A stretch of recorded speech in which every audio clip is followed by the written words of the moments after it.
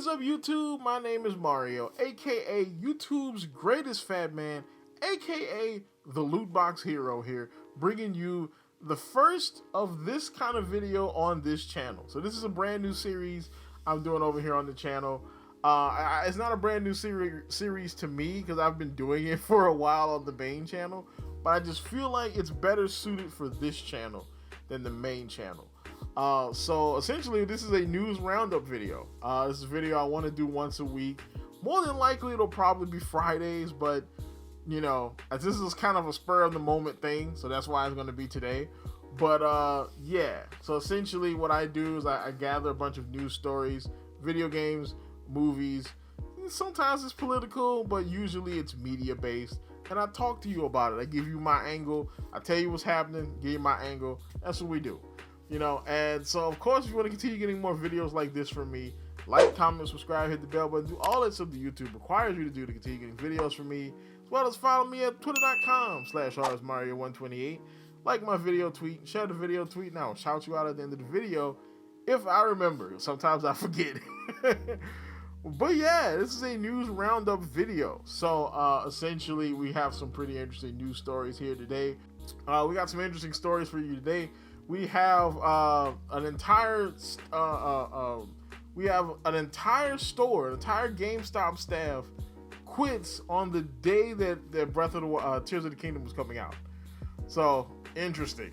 We have the FTC is apparently looking into Nintendo because of situations connected to this Microsoft, Activision, you know, Sony debacle. We got a lot of news for you today, so hang with me. Here we go. So the first story we have is entire GameStop store quits on Zelda Tears of the Kingdom release day. Now, I've had a ton of retail jobs, everything you could possibly imagine. I've cleaned stores, I've stocked stores, I've cleaned bathrooms, I've worked in food service of various different levels, from retail to restaurant. I've done it all. And every one of those jobs, I've had at least 1 or 2 days where I wanted to be like, fuck you, fuck you, fuck you, you're cool, and fuck you, I'm out. I've had those days, but I never actually did it. I've never actually just quit a job. But these guys, they was like, nah, screw this. They was like, screw this job, bro. Nowadays, it's not uncommon to hear the entire GameStop store quitting en masse as working conditions at the video game retailer continue to deteriorate.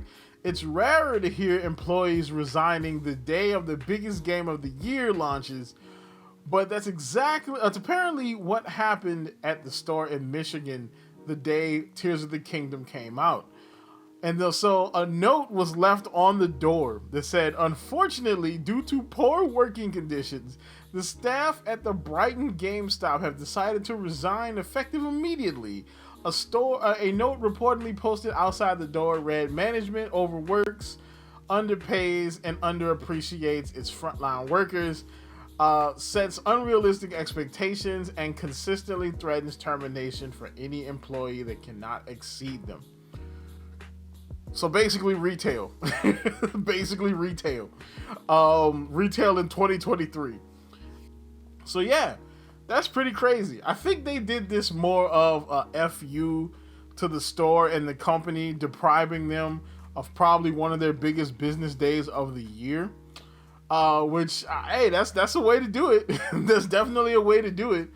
Now, the manager, I blame all of this on the manager. One, because if you're a manager or a key holder, somebody that opens and closes the store, you have keys to the store. If I'm the manager and my whole staff quit, well, I'm just gonna have to pull it out there. I'm just gonna have to work open to close. You know, my local GameStop has a shortage of people. By the way, if you see this, hit me up. I'll work it. Shoot, I'll work it. What you think? What? I can use another job. But they have a shortage of people. And the guy, when he called me for my pre-order, he just said, yeah, we're going to open up at noon. Just come up here and get your pre-orders. I'll be here. And I'm like, okay. You know what I'm saying? And so, I mean, that's manager. That's what you do. All right, everybody, if nobody else wants to do it, guess what? I'm going to pull it out. If I can't make you do it with my managerial powers, cut you, do it myself, get somebody else. But it is what it is, though. I totally understand the mentality. Because retail, especially nowadays, is crazy. Bro, I don't know how long I would last in a retail job that I didn't want. Because I love gaming, so I don't mind working at GameStop. But if I had to work like another grocery store, I don't know how long I would last. I don't know. Older Mario don't have the patience that younger Mario did. Some old lady probably getting a daggone RKO fooling around with older Mario. So next story. Sony is holding a 1 hour long PlayStation Showcase next week. Technically this week because of when you're getting this video. So the Summer of Gaming event starts a little early this year. Sony has announced it will be holding a PlayStation Showcase event on May 24th at 1 p.m. Pacific time. For me, it's Eastern time, so it'll be like 4, I think. And it sounds like a big one. The stream will be more than an hour long and include games from both PS5 and PSVR 2. Expect a glimpse at several new creations from PlayStation Studios, as well as spellbinding games from our third-party partners and indie creators. The company says it will stream both on YouTube and Twitch.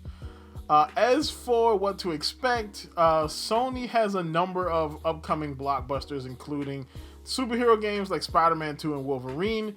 While I wouldn't be surprised if Death Stranding 2 make an appearance, the announcement specifically says new IP. So that's interesting. So new IPs. So basically new stuff. You know what I'm saying? It would be interesting if Sony would announce some new acquisitions, because if I was Sony, I would be looking to make some purchases. You know what I'm saying? Might not be as big as some of Microsoft's purchases, but I'd be looking to make some purchases. Some people are saying, Ghost of Tsushima 2 is going to be there.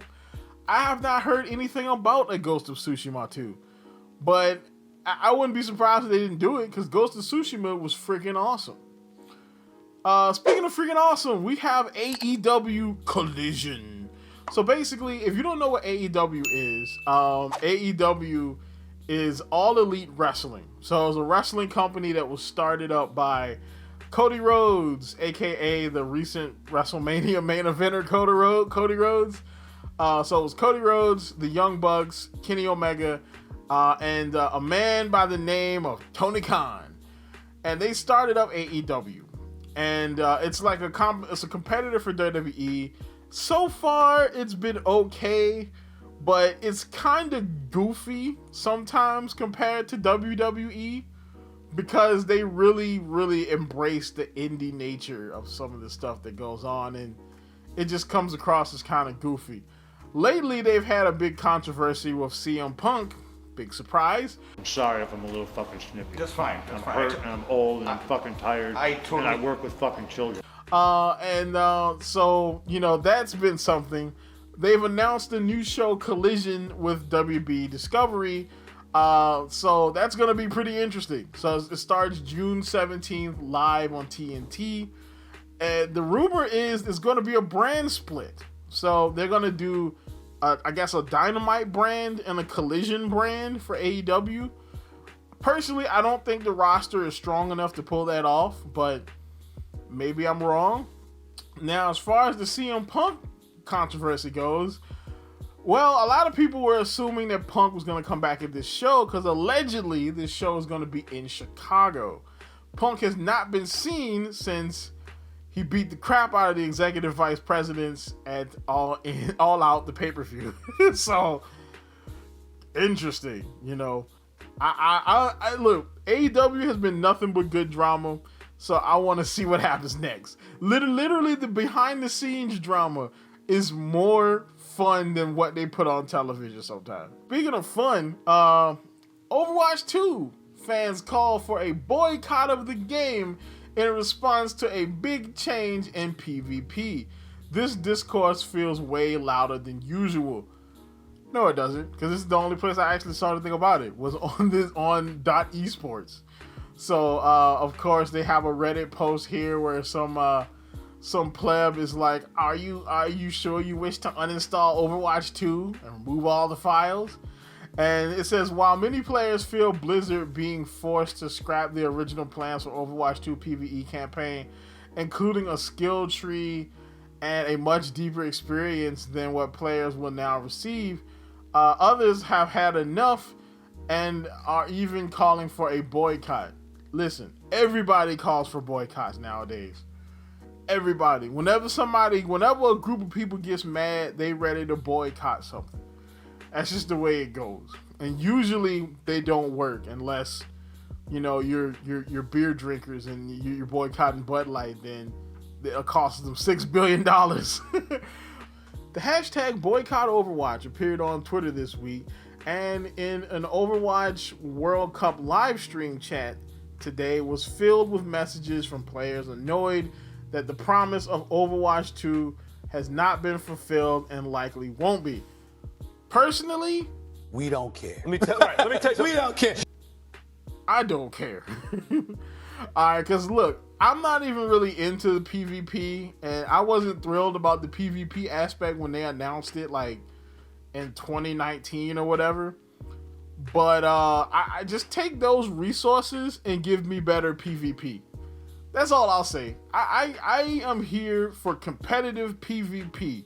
I don't care about the PvE. If you want to do like little events like the archive events to give us like story, that's great. Other than that, don't care. So next thing we have here is Steam quietly added a new free trial system.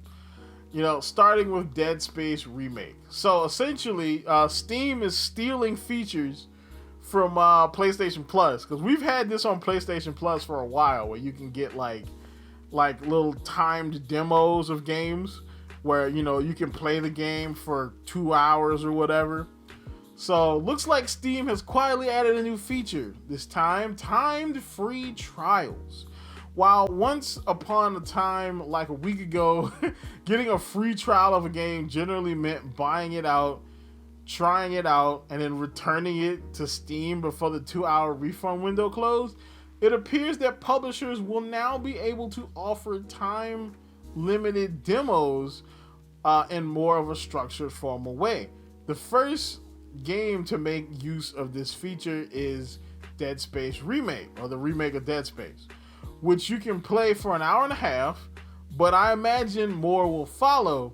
It's all rather simple. You just pop over to the game store page, hit play now, which will kick off the download to you in your Steam client, and it will let you play for an hour and a half, of some unhappy space station action. Time trials seem to run alongside Dead Space current sale, suggesting it'll only run until the 29th of this month. So that's kind of interesting. I'm gonna be honest, I think it's a pretty good idea. You know what I'm saying? Because this way you don't have to buy the game technically and then get it refunded.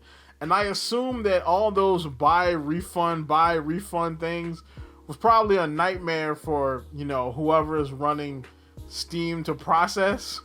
So this is just an easier way of doing it without having people, try to mess with the system by buying it and then just refunding it an hour and a half later. So, speaking of refunds, Disney's expensive Star Wars Galactic Starcruiser hotel closes after less than 2 years. The immensely pricey hotel Starship in Florida is being sent to a galaxy far, far away. So, Disney has decided to shutter its Star Wars Galactic Starcruiser hotel after less than 2 years. The ultra-ambitious project opened up in March 2022 near the Disney World Resort in Orlando. The Starship's final voyage will be in September. At a cost of $1,200 per person per day, all-inclusive interactive role-playing adventure where guests interact with characters from the Star Wars sci-fi saga and enjoy themed goods, foods, and drink. Now the starship will be decommissioned and sent to the scrapyards of Corellia. Oh no! Star Wars Galactic Starcruiser is one of the most creative projects ever, and it has been praised by our guests and recognized for its setting a new bar of innovation and immersive entertainment.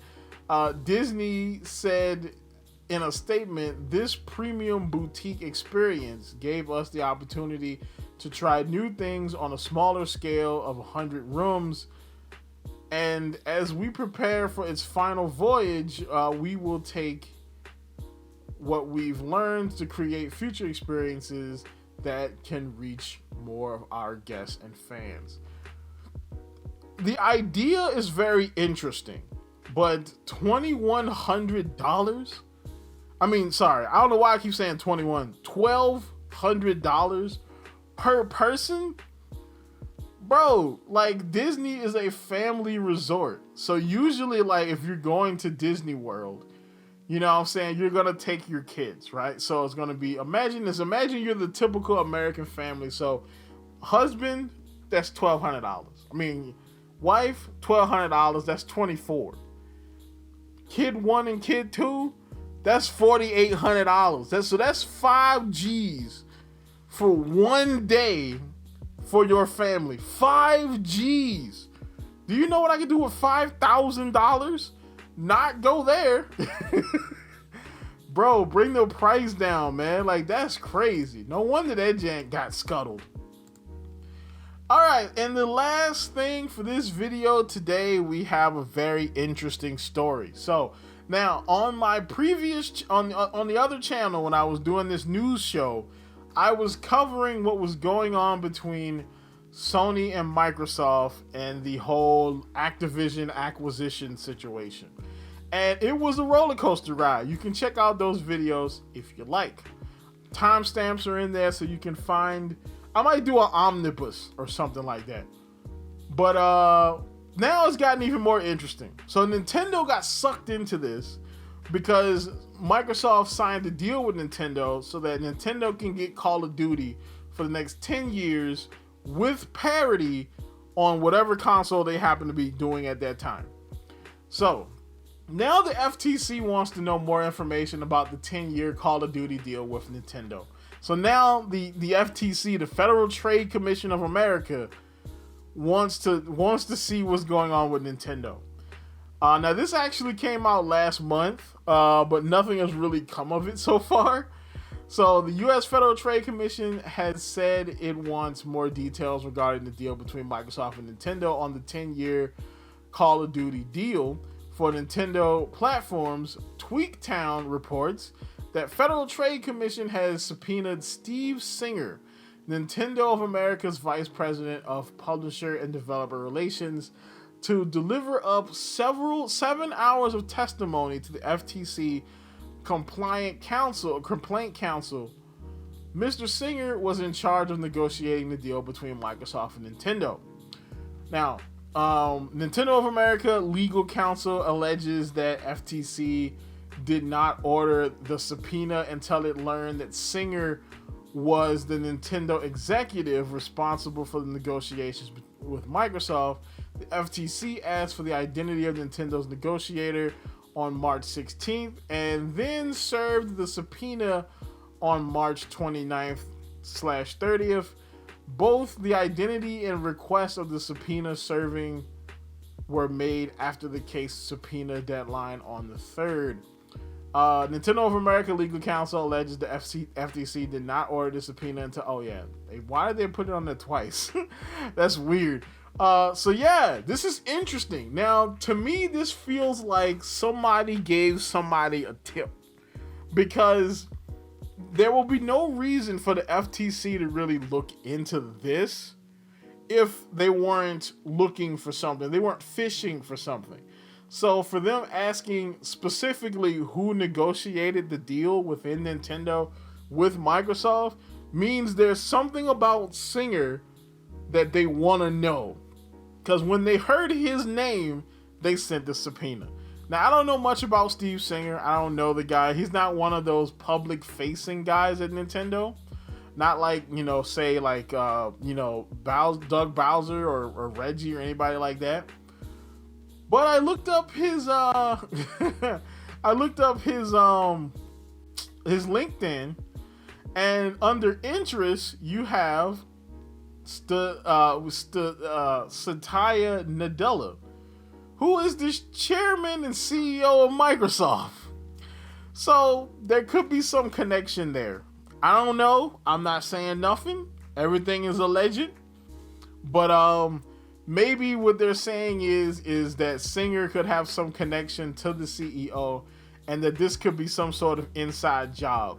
That, I'm saying that, Singer, he works for Nintendo, but he knows somebody at Microsoft, and that could be how one or two of the parties got this deal in the first place. Which is something that happens a lot in business, but hey, I don't know. This situation has been crazy. We'll see what comes of it. So, tell me what you think of the new show. I'll be doing this once a week, interestingly enough. Like, comment, subscribe, and as always, people, have yourself a good one.